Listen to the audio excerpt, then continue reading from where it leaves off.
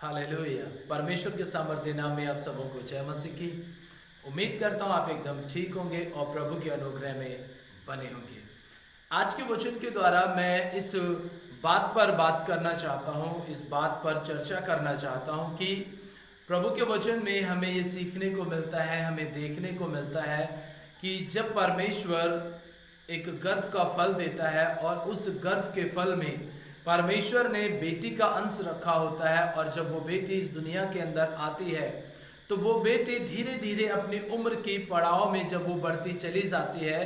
तो वो हमारी मूल माता सारा के द्वारा कैसे आशीषित हो सकती है। आज इस बात को मैं बताना चाहता हूं कि बहुत सारे जगहों पर, बहुत सारे क्षेत्रों में, बहुत सारे परिवारों में मैंने ऐसा देखा है कि एक स्त्री जब वो घर के अंदर ब्याह करके लेकर आई जाती है तब उसके जीवन में कुछ समय तक तो बड़ा सुकून होता है, लेकिन कुछ परिवारों में मैंने देखा है कि उसके घर में आते ही उसको प्रताड़ित करना शुरू कर दिया जाता है। लेकिन क्या ऐसा कोई व्यक्ति नहीं है जो किसी महिला के दर्द को समझ सकते? कोई ऐसा व्यक्ति नहीं है जो घर में बेटी का जन्म होता है उस बेटी के दर्द को समझ सके, ये एक महिला के दर्द को समझ सके? प्रियो, आज का जो संदेश है मेरा वो इस विषय के लिए है कि एक महिला का दर्द और परमेश्वर की महान करुणा। परमेश्वर कैसे अपनी दया को प्रकट करता है, परमेश्वर कैसे अपनी कृपा को प्रकट करता है। एक स्त्री, एक महिला, एक बेटी जब वो परमेश्वर के भय में बढ़ती है, जब वो परमेश्वर के साथ चलती है, तो मैं जानता हूं इस बात को कि दुनिया के लोग उसे अच्छा नहीं समझते, क्योंकि उसका जीवन परमेश्वर की महिमा के लिए होता है, उसके अंदर परमेश्वर का भय होता है, उसके अंदर परमेश्वर का डर होता है। और जिस महिला के अंदर, जिस बेटी के अंदर परमेश्वर का डर होगा, वो धीरे धीरे उन पद चिन्हों पर चलती है जिस पद चिन्ह पर चलने के बाद में बाइबल हमें ऐसा बताती है कि स्त्रियां जो परमेश्वर का भय मानती हैं, बेटियां जो परमेश्वर का भय मानती हैं, वो हमारी मूल माता सारा के वंश के द्वारा और उसके द्वारा वो उसकी पवित्र बेटियां ठहरती हैं, वो उसकी बेटियां बन जाती हैं। प्रियो, बाइबल में हमें एक बहुत अच्छी घटना को देखने को मिलता है। अगर हम शमूएल की पुस्तक को पढ़ते हैं पुराने नियम से, पहले शमूएल में, यहाँ पर हमें देखने को मिलता है कि एक एल्काना नाम का मनुष्य है जिसकी दो पत्नियां हैं, और दोनों पत्नियां, एक का नाम हन्ना और एक का नाम पनिन्ना है। और वो दोनों स्त्रियों के अगर हम जीवन के ऊपर दृष्टि करें तो हमें देखने को ये मिलता है कि हन्ना जो पूरी तरीके से बांझ थी और परमेश्वर के अनुग्रह के द्वारा उसकी कोख को बंद कर दिया गया था। और जैसा कि हम सब लोग पहले शमूएल की पुस्तक 1 अध्याय में पढ़ते हैं तो यहाँ पे लिखा है, एल्काना जो था उसकी दो पत्नियां थी, एक का नाम हन्ना और दूसरी का पनिन्ना। पनिन्ना के तो बालक हुए परंतु हन्ना के कोई भी बालक नहीं था। अब देखने वाली बात यहाँ पर यह आ जाती है कि एक स्त्री जो अपने जीवन में धीरे धीरे एक बेटी जब वो इस दुनिया में आती है, वो बढ़ती है, 1 साल, 2 साल, 3 साल, 10 साल, 15 साल की जब वो होती है, दुनिया के माहौल में ढलती है, इस पाप में संसार के अंदर भी जब वो अपने आप को पवित्र बनाए रखती है, परमेश्वर के भय में अपने आप को चलाती है, तो हमें ये देखने को मिलता है उसके जीवन से कि लगातार जब वो अपनी शादी की उम्र पर पहुंचती है और जब उसकी शादी हो जाती है और शादी होने के बाद 1 साल, 2 साल, 3 साल, 5 साल या 10 साल बीत जाए और उसको कोई संतान ना हो, तो उस बहन का, उस स्त्री का, उस बेटी के दर्द को कौन समझेगा? हमारा समाज जो आज के दौर में गुजर रहा है, वो समाज क्या करता है, ऐसी ऐसी स्त्रियों को, ऐसी बेटियों को बांझ शब्द इस्तेमाल करके उसको चिढ़ाते हैं, उसको अपने साथ उठने बैठने में उन्हें कई प्रकार की छुआछूत लग जाती है। उसके चेहरे को देख करके लोग ये कहना शुरू कर देते कि अरे बांझ का चेहरा हमें देखने को मिला है। ऐसी कई प्रकार की पीड़ाओं से होकर के वो स्त्री, वो बेटी गुजरती है। क्या उसके दर्द को समझने के लिए, क्या उसके पति का प्रेम काफी नहीं होना चाहिए, जबकि उसे अपने परिवार के दबाव के कारण पति का समर्थन तक नहीं मिल पाता है। वो बेटी, वो स्त्री ऐसे दर्द को बर्दाश्त करती है। अचानक से अगर कोई और अकारण से उसके जीवन में बीमारी आ जाए, तकलीफ आ जाए या ऐसी कोई समस्या उसके जीवन में आ जाए, तो उसको भी देख कर के लोग उससे घृणा करने लगते हैं, उससे नफरत करने लगते हैं और उसके साथ वो किसी भी प्रकार का रिश्ता रखना नहीं चाहते हैं। प्रियो, सोचने वाली बात है कि जब एक बेटी जब वो बचपन में जन्म लेती है तो लोग उसकी खुशियां मनाते हैं, आनंद मनाते हैं, शांति से अपने जीवन को पूरे तरीके से आशीष में समझते हैं, अपने जीवन को शांति के रूप में समझते हैं, अपने जीवन को आशीष के रूप में समझते हैं और कहते हैं कि परमेश्वर ने एक अनमोल उपहार हमें दिया है। और वही अनमोल उपहार जब वो धीरे धीरे अपनी उम्र के पड़ाव में शादी तक पहुंचता है और वो अनमोल उपहार जब वो किसी के घर जाता है और उसे संतान ना मिले तो लोग उसे अपशब्द कहते हैं। प्रियो, एक स्त्री के दर्द को समझने के लिए प्रियो, आपके अंदर अगर परमेश्वर का प्रेम है, परमेश्वर की दया है, परमेश्वर के आपके अंदर सामर्थ्य काम करती है, आप अगर विश्वास करते हैं प्रभु पर, अगर आप मसीह में होने के बावजूद भी आप अपने घर की किसी भी बहू को या किसी भी बेटी को अगर आप ऐसे शब्दों से इस्तेमाल करते हैं तो आप परमेश्वर पर विश्वास करने वाले नहीं, वरन आप परमेश्वर की दृष्टि में उसका विरोध करने वाले ठहरते हैं।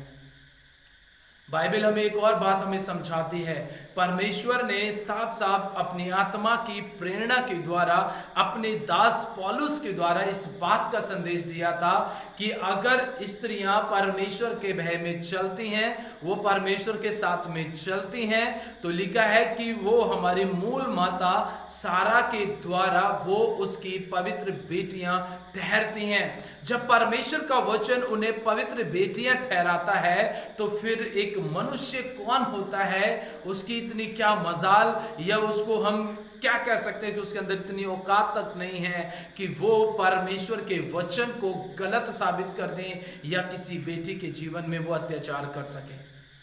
बाइबल हमें एक जगह और बताती है कि जब हम पूरी तरीके से प्रभु के वचनों को पढ़ते हैं, जब हम रूत की पुस्तक को पढ़ते हैं तो वहां पर भी हमें पता चलता है कि वहां पर एक नाओमी नाम की लेडीज है और जिसके हस्बैंड के विषय में भी लिखा हुआ है। नाओमी का पति भी मर जाता है, उसके दोनों बेटे भी मर जाते हैं और उसकी दोनों बहुएं रह जाती हैं। तो नाओमी भी कहती है अपने बहू से कि तू भी चली जा। तो एक जो थी वो तो अपने घर पे चली जाती है, लेकिन रूत रह जाती है। रूत जिसके अंदर अब तक परमेश्वर के लिए कोई सम्मान नहीं था, लेकिन जब से वो परमेश्वर के लोगों के घर में आई, एक अन्य जाति स्त्री, एक अन्य जाति बेटी, जिसके लिए लिखा है कि परमेश्वर ने मोआब के लोगों के साथ में संगति करने के लिए मना किया था, कि जब वो पूरी तरीके से उनके साथ में आ जाती है, परिवार में आ जाती है, तो उसके विषय में लिखा है कि उसका भी पति मर जाता है। नाओमी ने कहा कि देख, तेरी जेठानी अपने पूर्वजों में, अपने परिवार में चली गई है, तो तू भी चली जा अपने भाई बंधुओं में। लेकिन रूत, उसका विश्वास परमेश्वर के ऊपर हो चुका था, तो वो ये बात कहती है कि सुन, आज से तेरा दुख मेरा दुख, तेरा सुख मेरा सुख, तेरा परमेश्वर मेरा परमेश्वर, मैं तुझे छोड़ करके मैं कहीं वापस नहीं जाऊंगी। तो एक ये अन्य जाति से आई हुई एक बेटी परमेश्वर का भय मानने वाली स्त्री बन जाती है, तो फिर हम जो परमेश्वर में विश्वास करने वाले हैं तो हमें कितना करना चाहिए। प्रियो, बाइबल हमें पूरी तरीके से ये सिखाती है, हमें समझाती है कि जब हमारे अंदर परमेश्वर का भय होता है, जब हमारे अंदर परमेश्वर का वचन काम करता है, तो हमें भी इस बात के ऊपर विश्वास करना चाहिए कि एक बेटे के दर्द को समझना चाहिए, एक बहू के दर्द को समझना चाहिए, एक स्त्री के दर्द को समझना चाहिए। अगर वो परमेश्वर में पूरी तरीके से मगन है, लौलीन है, तो हमें उसे ढाढ़स देना चाहिए, हमें उसे और ज्यादा परमेश्वर के वचन में मजबूत करना चाहिए, ताकि उसके विश्वास और उसके प्रेम के द्वारा और आपकी सपोर्ट के द्वारा वो पूरी तरीके से अपने जीवन में, यदि वो बांझपन से है तो परमेश्वर उसे संतान की आशीष दे। यदि वो स्त्री, वो बेटी, वो बहू अगर बीमार है तो आपकी सपोर्ट से वो परमेश्वर के द्वारा चंगी हो सके। और यदि वो किसी भी प्रकार से अकेलेपन से गुजर रही है तो आपकी सपोर्ट के द्वारा वो परमेश्वर के नजदीकी में जा सके और आपके लिए सबसे ज्यादा आपके लिए आशीष का कारण बन सके। इसलिए प्रियो, इस बात के ऊपर विचार कीजिए, सोचिए, समझिए कि एक स्त्री का दर्द क्या है। अगर आप एक स्त्री का दर्द समझ जाएंगे तो आपके जीवन में परमेश्वर पवित्र आत्मा को देकर के आपको ब्लेस करना शुरू कर देगा, आपके जीवन में पूरी तरीके से काम करना शुरू कर देगा। इसलिए अपने जीवन के अंदर परमेश्वर को स्थान अगर आप देते हैं, आपका विश्वास परमेश्वर के ऊपर है, तो एक स्त्री के दर्द को समझना शुरू कीजिए, एक बेटी के दर्द को समझना शुरू कीजिए, उससे पूछिए, उससे बातचीत कीजिए, उसे समस्या क्या है। जब आप बात करेंगे उसे तसल्ली मिलेगी, और जब उसे तसल्ली मिलेगी आप वहाँ वचन का बीज बोइए, ताकि वो पूरी तरीके से फलवंत हो सके। यही वो पहली और सबसे अच्छी भूमि होगी जहाँ आप तसल्ली देकर के उसके खेत को